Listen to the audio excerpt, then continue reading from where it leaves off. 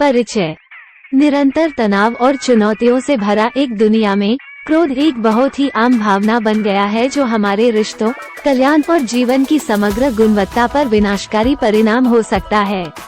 ये कहानी एक व्यक्ति की परिवर्तनशील यात्रा में डुबकी देती है जो उनके जीवन पर विनाशकारी क्रोध से थक गया है। इस शक्तिशाली भावना पर नियंत्रण प्राप्त करने के लिए एक खोज पर शुरू होता है। उनके मार्ग का पालन करें क्योंकि वे विभिन्न अनुभवों के माध्यम से नेविगेट करते हैं, बुद्धि, अंतर्दृष्टि और व्यवहारिक रणनीतियों की तलाश करते हैं ताकि वे अंदर की आग को गले लगा सकें और आंतरिक शांति को बढ़ा सकें। अध्याय 1, क्रोध की शक्ति को प्रकट करना। अनियंत्रित क्रोध के विनाशकारी प्रभाव। गुस्से के संकेतों और ट्रिगरों को पहचानना। क्रोध के शारीरिक और मनोवैज्ञानिक पहलुओं को समझना। अध्याय 2, क्रोध की जड़ों का पता लगाना। पिछले अनुभवों और आघातों में डुबोना जो क्रोध में योगदान देता है। गुस्से के एपिसोड में पैटर्न और दोहराए गए विषयों की पहचान करना। छिपे हुए भावनाओं और असंतोषित जरूरतों को उजागर करना। नींव पर गुस्सा। अध्याय 3, आत्म विश्लेषण की यात्रा। चिकित्सा, आत्म प्रतिबिंब और व्यक्तिगत विकास के माध्यम से मार्गदर्शन की तलाश। भावनात्मक विनियमन तकनीकों और मुकाबला तंत्रों को सीखना। गुस्से के ट्रिगरों को पहचानने और प्रबंधित करने के लिए आत्म जागरूकता और ध्यान केंद्रित करना। अध्याय 4, संचार और संघर्ष समाधान। भावनाओं को प्रभावी ढंग से व्यक्त करने के लिए स्वस्थ संचार कौशल विकसित करना।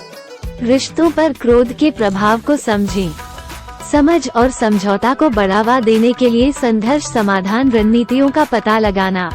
अध्याय 5, उपचार और क्षमा। पिछली घावों को ठीक करना और घबराहट को मुक्त करना।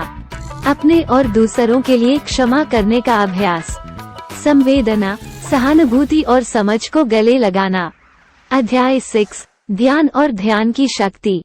ध्यान और ध्यान की परिवर्तनशील शक्ति का उपयोग करना।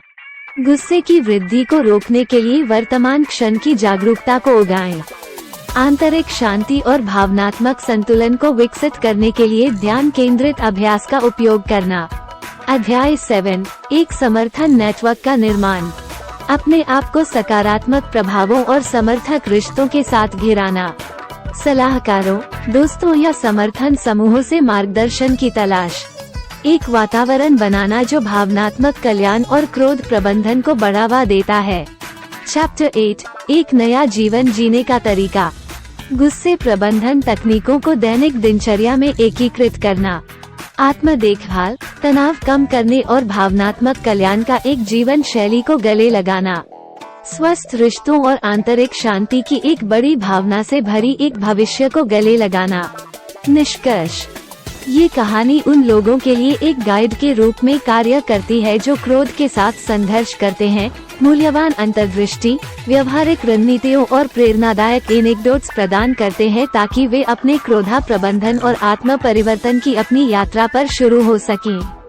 आत्म विश्लेषण, उपचार, ध्यानपूर्णता और सकारात्मक आदतों की खेती के माध्यम से यह आंतरिक आग को गले लगाने और एक अधिक शांतिपूर्ण जीवन जीने के लिए संभव है। याद रखें, क्रोध को नियंत्रित करने की शक्ति हम में से प्रत्येक के अंदर है। इसका उपयोग करने और सकारात्मक विकास और सामंजस्य की ओर निर्देशित करने के लिए इंतजार कर रहा है।